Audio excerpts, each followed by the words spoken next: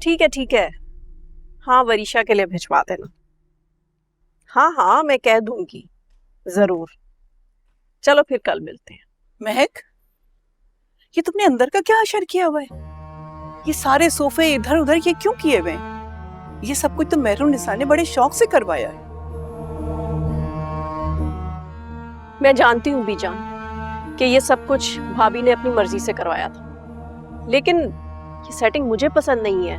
और वैसे भी वरीशा भी कह रही थी कि बहुत बोरिंग सी सेटिंग है, कोई कलर्स भी नहीं है, तो मैंने सोचा कि मैं खुद ही चेंज करवा दूं। लेकिन ये मेहरुन्निसा है का?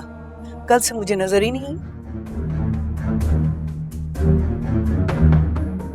और ये सब कुछ तब्दीली से पहले तुमने मेहरुन्निसा से इजाजत ली थी? वो तो उस दिन के बाद कमरे से निकली ही नहीं।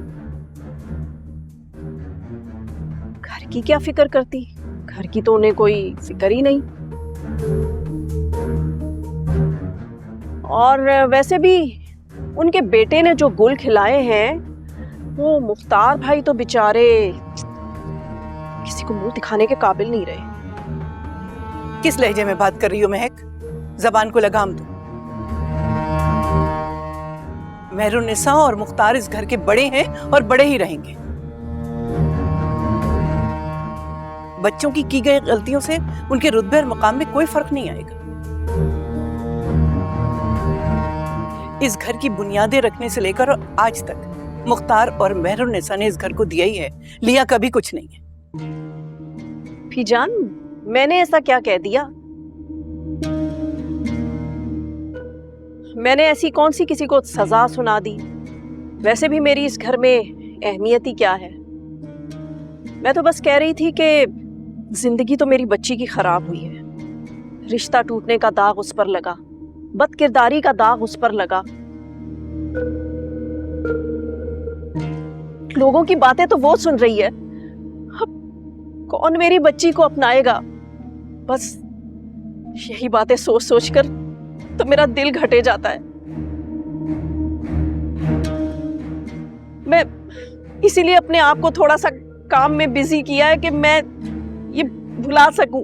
अगर अपने ध्यान को हटाना है और दिल को सुकून पहुंचाना है तो उसके लिए नमाज पढ़ो।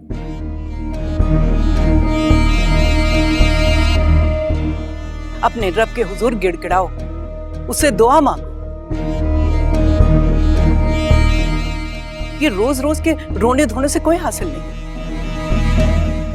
और जहां तक वरीशा का सवाल, वो हमारी जिम्मेदारी है और हम ही उसे पूरी करेंगे।